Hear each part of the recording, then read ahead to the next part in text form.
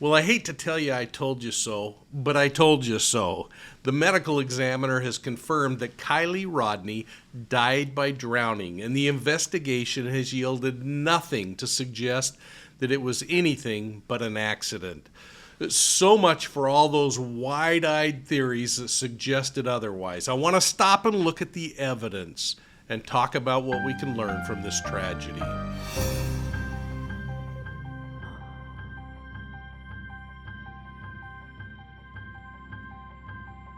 Thank you for subscribing to Profiling Evil, folks, and for all of your support. Now, I hope you're hitting that like and subscribe button and that you're finding these videos to be not only instructional, but for lack of a better word, entertaining. Now, if you're new to our channel, thanks so much for stopping by. I hope you're going to hit the like and subscribe button. And if you're one of our longtime viewers, thanks again for all your support.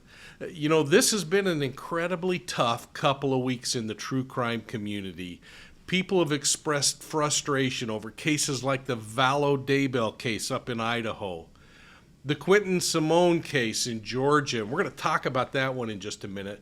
Or the evolving news around the young mother in Memphis who was murdered while jogging. You remember her, Eliza Fletcher. Now, there's this real interesting phenomenon that's going on in the true crime community. And I don't know if it's a distrust that was earned against law enforcement or a reflection on how negative we've become as a society. But it seems like we're continually looking for conspiracy theories and evil intent behind every case that unfolds. The Kylie Rodney case is no exception. I mean, I watched with great interest from the very beginning as the true crime community, and frankly, some retired investigators who had years of experience, jumped the gun and determined that this case was a murder rather than an accident. Now, there are some who, in my opinion, got a little outside their swim lane and theorized before they had facts, something that I've talked about all the time on Profiling Evil. Well, now, if we recap quickly, Kylie's age and going to a party by herself increased her risk. Kylie's driving experience and the decision-making capability that she had as a teenager increased her risks. Kylie's decision to stay where there was drinking and perhaps drug abuse, perhaps even taking the possibility of consuming some of that alcohol or narcotics herself, increased her risk. And as her ability to respond to things decreased, her risks increased. It also is possible that she was slipped some incapacitating drug that could have also impacted her. Now, staying until the early morning hours before leaving to go home increased her risk. Now, remember, there was a friend who said that Kylie was intoxicated, so she didn't want to ride in the car with her, but somehow let her drive. Driving while possibly impaired on a dark, desolate road with unpredictable terrain and, frankly, slower reactions if she was involved in alcohol or drug abuse, took away her ability to respond appropriately if something like a deer jumped out in front of her. All of that increasing her risk. Now, there's a lot of discussion about where Kylie's body was found in the vehicle when AWP found her. Again, the vehicle was upside down on the bottom of the lake. Well, now the results of the autopsy have been released in a 6-page report on Kylie, and I want to talk about those. Bottom line, there is no evidence of external or internal injuries on her body. Now, that doesn't necessarily mean that Kylie was alone when she went into that reservoir. I don't want the conspiracy theorists to feel cheated out there. I mean, you could still spin lots of possibilities, but you know what? I just don't see the facts backing them up. So instead, let's focus on what we really know, supported by science, by behavior, and by some circumstantial evidence. First, Kylie was last seen on August 6, 2022, as she left a party that she was attending. There were hundreds of young people reportedly. many of whom who were much older than she was. Remember, she was 16 years old. Yet, she was attending a party where there was reportedly drinking and drugs. Well, whether we like it or not, here's another fact. Kylie's vehicle was recovered 55 feet from the shoreline, and frankly, in line with that boat ramp she's believed to have driven down. In fact, a number of YouTubers discovered video of Kylie's vehicle purportedly entering the water at 12:30 in the morning, the time when her last phone ping record was recorded. Now, I don't exactly know who to attribute this video to, but I'm slowing it down so you can watch what appears to be Kylie's vehicle entering the water from the boat ramp and slowly sinking into the depths. Physics support the theory that I shared clear back in August, and those who have studied the characteristics of vehicles entering water taught me that a car can float for several minutes, sometimes up to 6 minutes, before it sinks to the bottom. Now, physics supports the theory. This is science. Physics supports the theory that the heaviest part of the vehicle is going to sink first. In effect, the engine, or in Kylie's case, the front end of the vehicle. So as she's going into the water, the front end of that vehicle is naturally, being the heaviest, going to start to sink first. That's going to cause air pockets to start forming inside of the vehicle. In many cases, the experts say that the vehicle will roll over because of air inside the tire, thus why we saw Kylie's vehicle on its roof. Regardless of the weight of the vehicle, as it fills with water, less buoyancy, it's going to sink to the bottom. Now, the autopsy specifically indicated that Kylie was found in the rear cargo portion of the submerged 2013 Honda CR-V. This is consistent with a theory that I posed way back then about air being trapped in the rear of the vehicle as the front end sunk. Now, confused, Kylie undoubtedly followed the air as she tried to figure out how to escape. Again, think about this. If she was intoxicated or under the influence of drugs or got a bump on the head or was just shook up because of the car crash, she's not thinking clearly, but she is going to do the one thing that our body is meant to do, and that's stay alive. She's going to go where she can get air.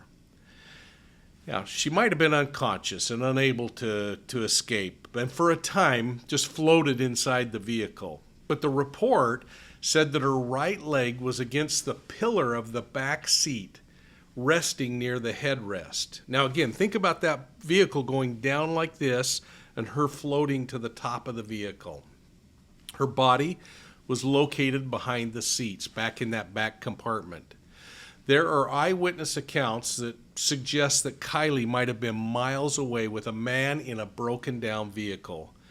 I cautioned us about this when it first came out, reminding you and reminding myself that eyewitness accounts are one of the more questionable forms of evidence and certainly has to be corroborated with other forms of evidence. Because here's the problem. Eyewitness accounts can be negatively influenced by our life experiences, by our prejudices, and frankly by our biases.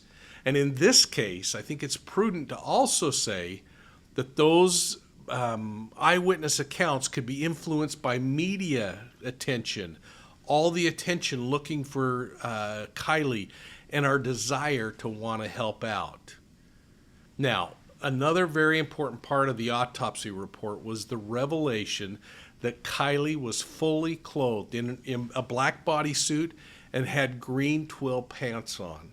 She had one green sneaker on her right foot, but remember, she didn't have a shoe on her left foot, but that shoe was located in the vehicle nearby.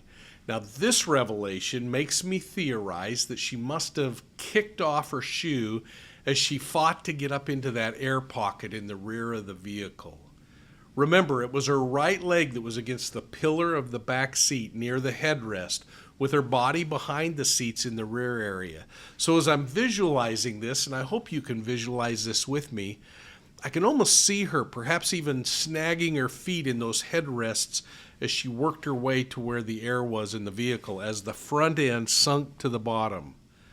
I can almost see her snagging her foot on the headrest and that shoe coming off as she kicked and pulled her foot to get it free. Now, she had 5 bracelets on her right wrist and 3 metal chains around her neck.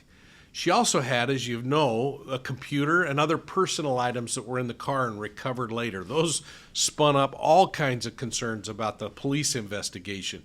But here's the thing that I'm finding behaviorally about that. This suggests to me that it wasn't a robbery and somebody was trying to dump her body. Otherwise, those items wouldn't have been on her. The computer would have been taken, the phone, her purse, money, all of that would have been taken. And yet it was with her in the car in the water. I have not seen anything official on the location of the seat adjustment, so I'm assuming that it's just unremarkable and that it suggests that Kylie was driving the vehicle and was alone, as the witnesses suggested. And here's another really important piece of physical and forensic evidence. This came out in the autopsy. There was no evidence of head trauma or sexual assault. Now, deeper examination of her body with scans didn't show any internal injuries either. Now, these scans are done much in the same way as when you and I go to the doctor or the hospital and get an MRI. The MRIs are that magnetic resonance imaging machine that can figure out where there are injuries, including minute injuries like a nerve injury, tumors, and so much more stuff. But here's the real smoking gun, in my opinion, folks. The toxology report showed positive results for nicotine, caffeine, and delta-9 THC. This is a molecule that's found in marijuana. The medical examiner also discovered alcohol in her blood system, but the examiner was pretty careful to remark that it wasn't affirmative or confirmed or conclusive that she'd been drinking, saying that the body can actually produce some alcohol naturally after death. That's why it's so dang important that we have evidences that support each other. Forensic evidence in this case. Then we have eyewitness testimony that suggested that Kylie was at the party drinking and participating in all of that. Again, corroborating forms of evidence, forensic and investigative eyewitness. Now, as the medical examiner was conducting his forensic study of Kylie's death, sheriff's investigators were conducting their death investigation, and they concluded that they believed that the teenager's death was an accident. The investigator wrote, quote, "I've recently reviewed the pathologist's final report of autopsy, which listed the cause of death in this case as drowning. Clearly, she had water in her lungs, which took care of one of the other ghost stories that were out there, that she was dead before she entered the water. That there was water in her lungs supporting drowning and other physiological changes. There were no significant contributing conditions listed outside of that, and detectives said there was no indication of foul play in Kylie's death, which has now been determined to be accidental." So, folks, let's think about these cases and let's wait and have enough patience while we kind of theorize for the facts to come out. And now that we're talking about facts, let's move over to a really interesting case, the case of Quinton Simon. This young little boy, 20 months old, disappeared over in Georgia, Savannah, Georgia. And this case has got a lot of people really scratching their heads. And why? Because the police chief said, we know he's dead, we don't know where he is, and we think his mother is responsible for her death. Let's watch this news report. Authorities are scouring our area looking for the body of this little boy. We first told you yesterday police believe 20-month-old Quinton Simon is dead. His mother, now the prime suspect. We want to go ahead and get out to our Nakaya Carrero. She's outside of the family's home in Nakaya. Police still haven't arrested her. Walk us through what we've learned in this case. That's right, Frank. Chatham County police say his mother, Leilani Simon, who was responsible for reporting him missing, is also responsible for his disappearance and his death. But, you know, little Quinton Simon has been missing for over a week, and he has touched the hearts of many. And you could see that today, a day after that announcement, in these items left at the home of the family. Now, Chief Jeff Hadley says all the evidence his officers and FBI agents have uncovered over the last 9 days leads them to believe the boy's mother is their prime suspect. Focus must be on not doing anything that jeopardizes the integrity of this investigation or bringing justice for Quinton. We only get one shot at this, right? We're going to do it right. We're going to do the best that we can. We're going to use the resources at our disposal. Chief Hadley says they have yet to find little Quinton's body, but will continue to do so. But there are many questions surrounding why is she the prime suspect and hasn't been arrested. Now, Chief Hadley did inform us that they don't have enough evidence at the moment to arrest her, and they want to make sure that they get it right the first time. He also informed us they do not know of her location at this moment, but are positive that she's not a flight risk. Well, I joined Vinnie Politan on Court TV tonight to talk about Quinton's case and the interesting use of terminology that the police chief used down in Chatham. Now, this is really kind of interesting to me because of the words that he used, identifying that they don't believe that this child is alive any longer and that they do believe that his mother is responsible for his death. But there's a whole lot of splaining left to do. Now, you're going to notice that Vinny says I'm calling in from Salt Lake City, Utah, but I'm not. I'm here in Dallas, Texas for the International Chiefs of Police meetings, and I'm calling in from my hotel room, as you can see here. So let's listen to that first exchange with Vinny. Let me bring in our guest. Joining me now in New York City, senior reporter for the U.S. Sun, Luke Kenton is with us, and in Salt Lake City, Utah, retired police commander, host of the Profiling Evil podcast, Mike King. Mike, I just want to start with you with the significance of that choice of words by the chief down in Chatham County, Georgia. Primary suspect, what does that tell you? Yeah, they clearly have something they're not sharing that gives them evidence to put her in a responsible position. And whether that is verbal testimony, whether it's some eyewitness testimony, I got to think, Vinny, that they've got some forensic evidence off of phones, and we know about some alarm video, some camera footage in the homes. We've got a mother who, a mother-in-law or her mother, who's adding a lot of information to this case about how she feels about her daughter and her daughter's trust level. So there is something going on here that they've got everything but a body. You know, our conversation then evolved to some really interesting statements by the police department that came out in Twitter today, where they said there's a whole lot of stuff going on. We're working really hard. But hey, you're not going to see any activity through Sunday. Well, tonight it's Friday, Saturday, Sunday, Monday they're going to get back to work. Vinny asked me what my thoughts were on that, and frankly, you're going to see me scratching my head. Boy, you've got me, Vinny. This one has got me a little bit confused. They clearly have some information that's telling them where to look for this child, but we saw the evidence of them emptying all the water out of the pool. So we go back to the camera footage that suggests that maybe those doors to the home were open in the early morning hours. The text to the daycare provider that says, hey, we don't need you today. Those precipitating things really make you wonder if there's some staging that was going on, if there wasn't an accident in the home, and then just in a real disorganized state that little tyke was disposed of somewhere, and they're now trying to locate in that frenzied moment where they think that body might be. I keep going back to the question of why on earth would you give this much information out and then say, hey, we're taking off the weekend? Yeah, but that pool in the backyard, bringing back some bad memories of Kaylee Marie Anthony.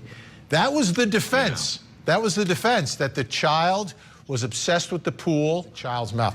I don't want to go there. I got to stop myself. Mike, you've got to stop me when I start going down that rabbit hole. But the similarities are there. And why does the boyfriend suddenly up and leave? And what was the conversation going on? How much did he really know when he leaves for work versus were there some text messages between them?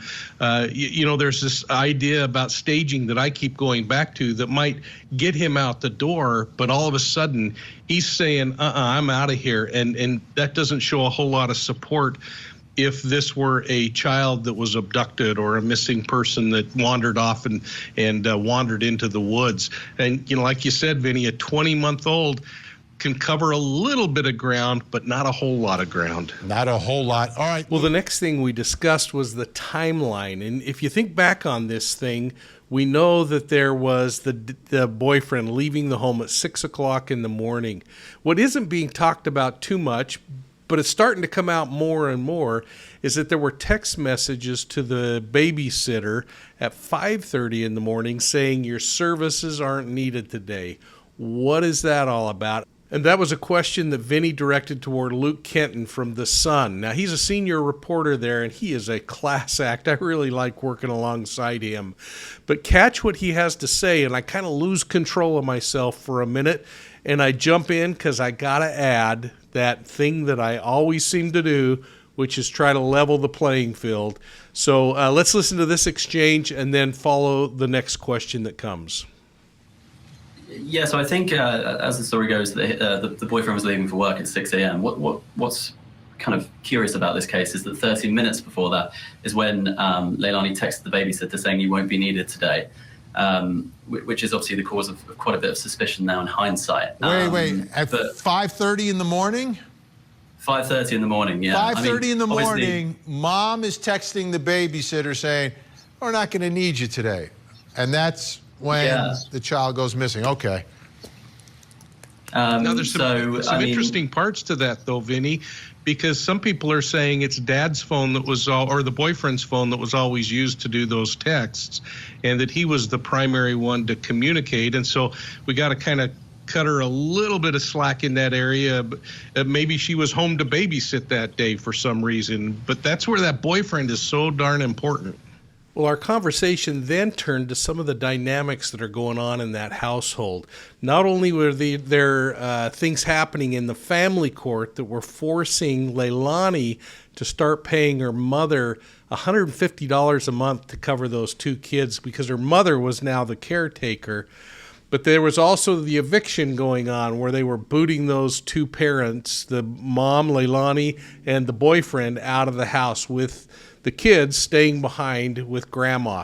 So let's jump back into the interview tonight and talk about some of the things that were happening in the family and how the issues within the family create more stress and could have led to murder. And Mike, I have to do it, and because it's so similar.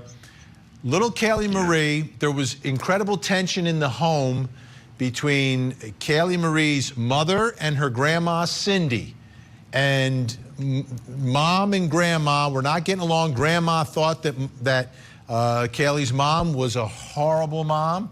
They got into fights about it. There was allegations of stealing money, just like in this case.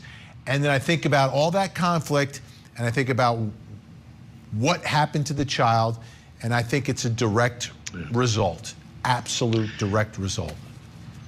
Yeah, I remember you covering that case so intimately, and the thing that I guess really troubles me, I'm having flashbacks of having to go on custody cases where the mother or the father, either one, is concerned about the safety of their children in custody of that other parent, and because the courts have awarded that visitation most often without supervision, that parent is forced to turn over their most prized possession to somebody who they fear could potentially harm them. And talk about creating stress in a familial relationship. Imagine having to do that every week for a couple of days, or flipping 50-50, or whatever the case is. It just makes your heart ache for those families that are going through situations like this. And if that was the case here, which is starting to build and sound like there was so many internal things going on, I can't imagine the stress and the amount of anger that was building up. Well, folks, you can continue to catch me on Court TV talking about this and other pressing cases that are coming out in the news right now. I'll keep watching this one, and I'll try to keep updates, and we'll continue to talk about it. So make sure you're entering your questions. And this is the time to take a moment. Enter your thoughts and your concerns down below. I mean, what do you think happened to little Quinton? This one is a head scratcher. Is this child dumped in the landfill like some people are suggesting? Did he fall in a swimming pool and this was a terrible accident because the door was left open in the middle of the night? Or did mom or somebody else cause the death of this child and then try to cover it up and make it look like an abduction? I'm going to be looking for your answers down below, and I hope you'll take time to respond to each other as well. Make sure that you're kind of coordinated and discussing this with each other, because I really think we learn a lot when we do this together. Hey, I want to thank you for supporting Profiling Evil, and for those of you who support us on our channel memberships, thanks so much. It really does help out, and it helps us keep putting out quality content. You know, it costs a lot to cover the YouTube costs and the TubeBuddy costs and all the other costs that come with putting a video out. So it really is appreciated. If you can only do a one-time payment, consider putting it in our PayPal account at @ProfilingEvil. And by the way, folks, if you have time, go over and visit our webpage at profilingevil.com. There you can sign up for our e-digital newsletter. It's called the B.O.L.O. Be on the lookout. And from Dallas, Texas, I hope you have a great weekend, and we'll keep talking crime, and we'll get together often. I hope, because I've got a few evenings free, that we'll be able to jump on another live soon. So thanks for your support, and we'll see you all soon at the next crime scene.